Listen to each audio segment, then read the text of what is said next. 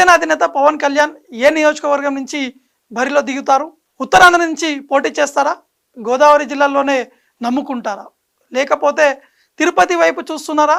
అసెంబ్లీకి పోటీ చేస్తారా లేదంటే లోక్సభ బరిలో ఉంటారా?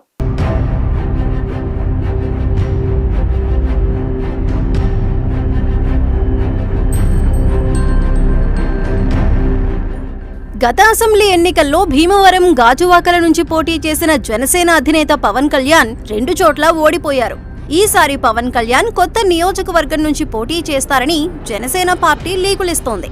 ఆ క్రమంలో రకరకాల సెగ్మెంట్లు ఫోకస్ అవుతున్నాయి. కాకినాడ, పిఠాపురంతో పాటు భీమవరం, తిరుపతి అసెంబ్లీ స్థానాల పేర్లు వినిపిస్తున్నాయి. ఇందులో ఏదో ఒక అసెంబ్లీ నియోజకవర్గం నుంచి బరిలోకి దిగడం ఖాయమని జనసేన నేతలు తేల్చి చెబుతున్నారు.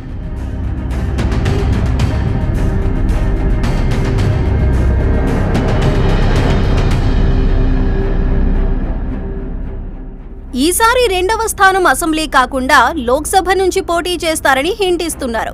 అనకాపల్లి లోక్సభ నుంచి పవన్ పోటీ చేస్తారన్న ప్రచారం కూడా జరుగుతుంది. అనకాపల్లి నుంచి పవన్ సోదరుడు నాగబాబు పోటీ చేస్తారని ముందు భావించారు. ఆ నియోజకవర్గంలో నాగబాబు ఇల్లు కూడా అద్దెకు తీసుకున్నారు. పీఆర్పీ నుంచి అల్లు అరవింద్ అక్కడే ఓడిపోయారు. ఆ క్రమంలో ఈసారి అక్కడ చేయించుకున్న సర్వేలు నాగబాబుకు అనుకూలంగా రాలేదట. దాంతో పవన్ బరిలోకి దిగుతున్నారన్న ప్రచారం మొదలైంది.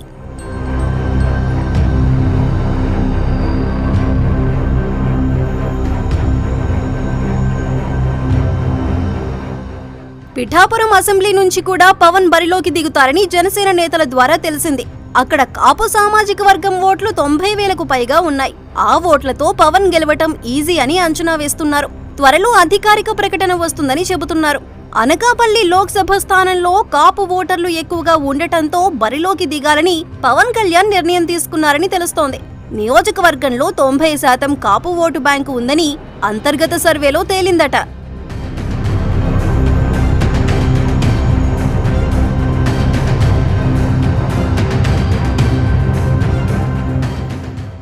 అనకాపల్లిలో టీడీపీ క్యాడర్ కూడా పవన్ కళ్యాణ్ విజయం కోసం పనిచేస్తామని భరోసా ఇచ్చారట. పవన్ కళ్యాణ్ అనకాపల్లి లోక్సభ నియోజకవర్గంలో విజయం సాధించి 2024లో బీజేపీ అధికారం చేపడితే కీలక పదవి దక్కే అవకాశం ఉంది.